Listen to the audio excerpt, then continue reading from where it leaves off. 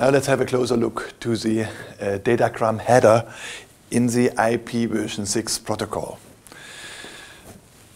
When we look back to the organization of the header of an IPv4 datagram, then we see that in the IPv4 header there are many fields that are not used in special cases.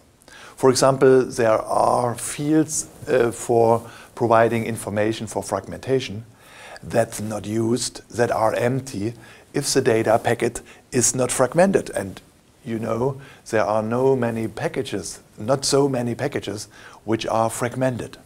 So this is a waste of space.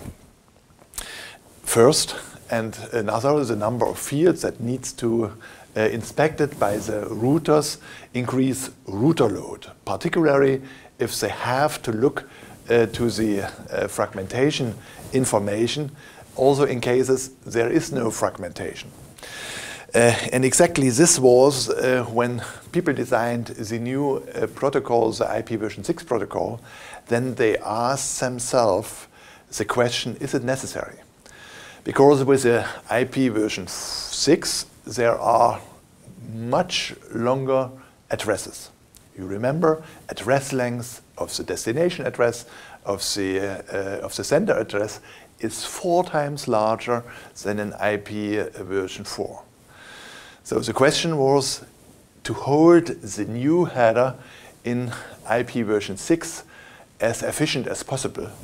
And an important design idea to this end was to break the one header into different header, into a variety of different smaller headers that are only used in special situations. So what in each case has to be used is a basic header. The basic header has a length of 40 bytes. So it's only twice as long as the header of an IPv4 datagram. Also, the addresses, the 2 addresses that it contains, are 4 times longer than in case of IPv4. And then there are some optional headers, so-called extension headers. There can be a number of such extension headers before the payload of the data package, which can be between 8 bytes and 64 kilobytes long before the payload comes. So originally in IPv4 we had only one header. Now we see we have a variety of smaller header, of optional headers. One of these headers, the basic headers, that's a duty, that's a must, that need to be occur. But the extension headers are occur only in cases when it's needed. So let's have a closer look to this header. And let's start with the basic header. Basic header, and it's the main thing of the header, of course, is the destination, to contain the destination address and the sender address. So this basic header contains source address and destination address, and both are 128-bit long. But if you see this is a basic header, then the basic header in all is only 40 bytes long. So this is a big use in efficiency compared to the IPv4, where we had a header of about half size, but in this header there are the addresses, the IPv4 addresses, with only 32 bytes.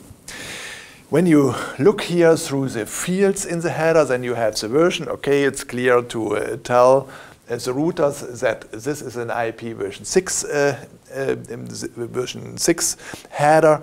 Then we have a field for transport class, 8-bit longs, and there are possibilities to describe different transport classes. For normal communication, there the numbers 0 to 7 are available, or to mention that this is an audio or video data containing package, and then the number 8 to 15 are used. I said it's 16 bytes long. No, it's smaller. Then we have the flow level. The flow level gives an ID for a virtual end-to-end connection. So it helps that the router immediately see this package belongs to this virtual end-to-end connection. So it reduces the work of the routers. Then we have the payload length. It's clear that is the length of the payload. Then we have a field, the next header field.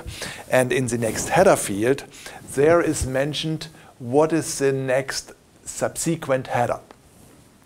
With that, we have the concept of having one basic header and having several extension headers. So the subsequent header field contains the information what is the next header to come, or what is the next header inside the payload in case that it's the information about TCP. Now let's have a look to the extension headers. The idea is to have this basic header, then there is a next header field, and the next header field shows to the beginning of the first extension header. Then we can have the information of the first extension header. Also the first extension header has a next header field which shows the next header. And then here are different possibilities limited by the number 6. Then maximally 6 such extension headers may be used. And then the next header of the last extension header shows on the beginning of the payload. And in the beginning of the payload, there is a TCP header. This is a header of the next layer. So the information of the next layer is dealt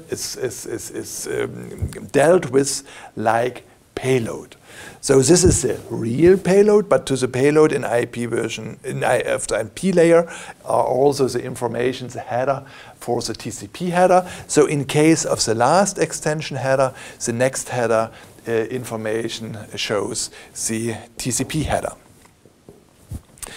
Now let's have a look to the different extension headers, the different types of extension headers. So the first extension header to mention is the so-called hop-by-hop header. And this hop-by-hop header contains information that is interpreted by every router on the way to the receiver. This is the so-called type length value. And this gives information to the intermediate systems on the way from the sender to the receiver. The hop-by-hop header is always the first extension header following the basic header. It has a variable length, and this length is specific to certain applications. Then another type of extension header is the destination options header. Destination options header contains such TVL information for router or for the receiving computer.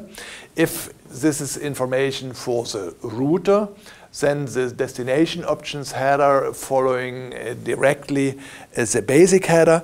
And if the destination options header contains information for the receiver, then it is the last extension header directly before the payload, before the user data. Then there is a routing header.